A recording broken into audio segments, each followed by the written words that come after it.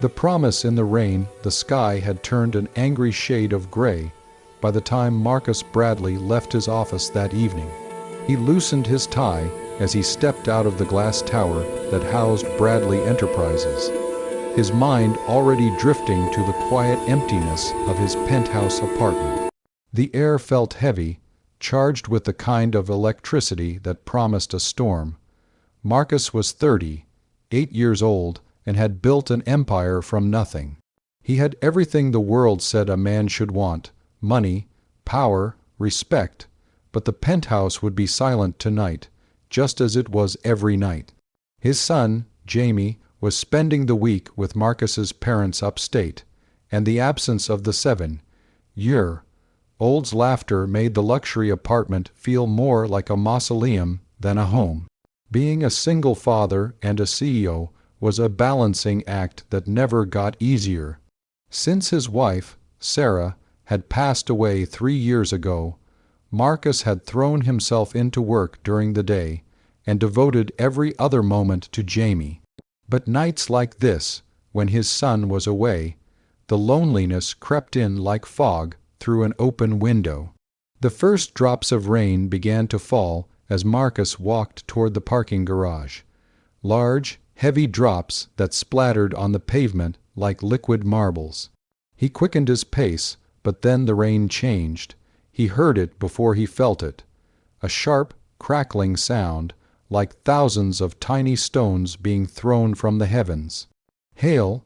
Marcus ducked under the awning of a nearby coffee shop, watching as ice pellets the size of marbles began to pummel the street. Cars swerved and honked. Pedestrians scattered, screaming, holding briefcases and purses over their heads. The storm had come out of nowhere, fierce and unforgiving. That's when he saw her, a little girl, no more than 5 or 6 years old, sitting alone on a bench in the small park across the street. She wore a pink dress that was already soaked through, and her blonde hair hung in wet strands around her face. But what struck Marcus most was that she wasn't crying. She wasn't running. She was just sitting there, her small hands covering her ears, her eyes squeezed shut against the onslaught. Marcus didn't think. He just moved. He sprinted across the street, his expensive leather shoes splashing through puddles, hailstones stinging his face and hands like angry wasps. He reached the bench and immediately shrugged off his suit jacket, holding it over the little girl like a makeshift umbrella. "Hey there," he said gently, kneeling down beside her. "It's okay. I've got you." The girl opened her eyes slowly. They were blue, a striking, familiar shade of blue that made Marcus's breath catch in his throat. She looked up at him, not with fear, but with something else. Recognition. "No, that couldn't be right. We need to get you somewhere safe," Marcus said, raising his voice to be heard over the drumming of the hail. "Can you run with me?" The girl nodded. Marcus scooped her up in his arms, keeping the jacket over both of them as best he could, and ran back across the street to the coffee shop. The other people huddled under the awning made room for them, murmuring sympathetically. Inside the coffee shop, Marcus set the girl down gently on a chair. Her pink dress was dirty and torn at the hem, and she was shivering. He grabbed a stack of napkins from the counter and knelt down in front of her, carefully dabbing at her face and arms. "Are you hurt?" he asked. "Did the hail get you?" She shook her head, her small voice barely above a whisper. "I'm okay." "Where are your parents, sweetheart? Were you with someone?" The girl looked down at her lap, twisting her small fingers together. "My grandma. We were walking to the bus stop, but then she had to sit down. She said her chest hurt. A nice lady called for help, and then the ambulance came. Grandma told me to wait on the bench. She said she'd be right back." Marcus felt his chest tighten. When was this? Before the rain started. That had been at least an hour ago. Marcus exchanged a glance with the barista, a young woman with concerned eyes. "Can I use your phone?" he asked. She nodded and handed it over. But before Marcus could dial, the little girl spoke again.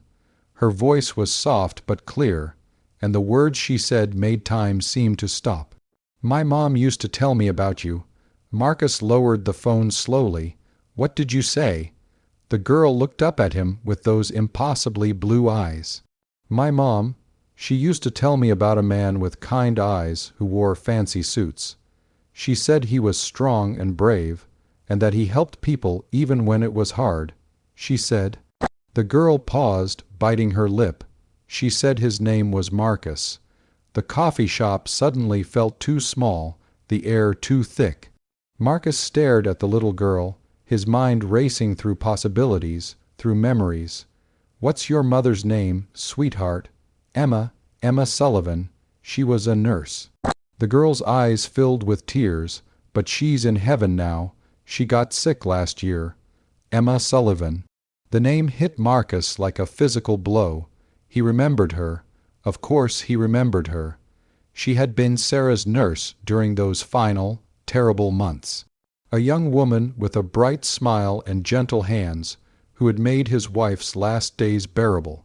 Emma had been so kind, so patient, not just with Sarah, but with Jamie too, reading him stories when Marcus had to step out of the room to compose himself.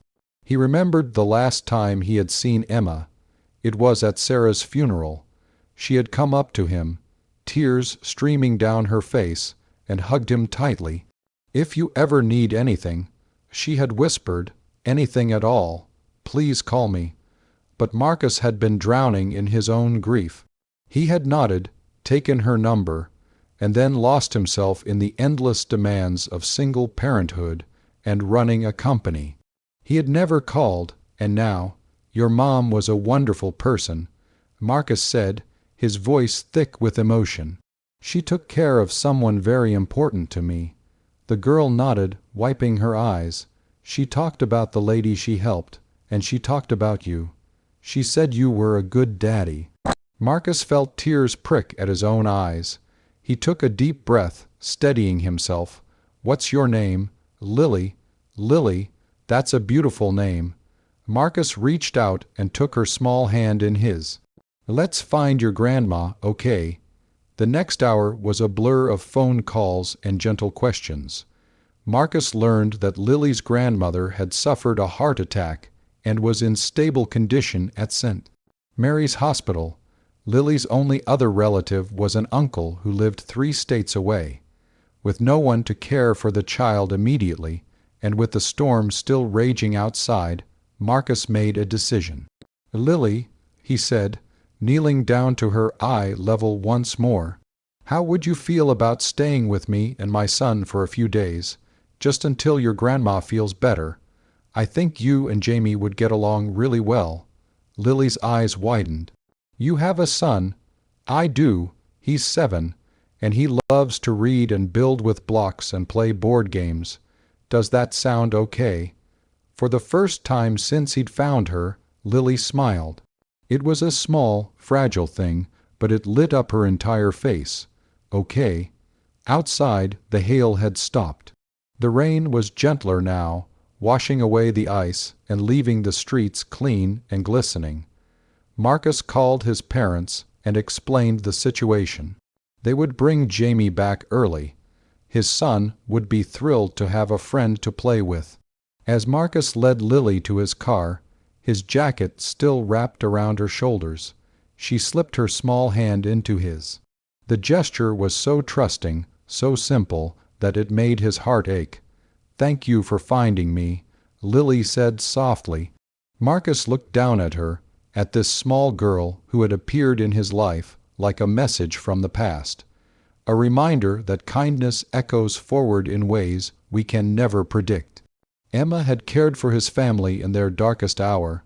Now he could care for hers. "Thank you for waiting," Marcus replied. Sometimes the right people find each other exactly when they're supposed to. The rain continued to fall, but softer now, like a benediction.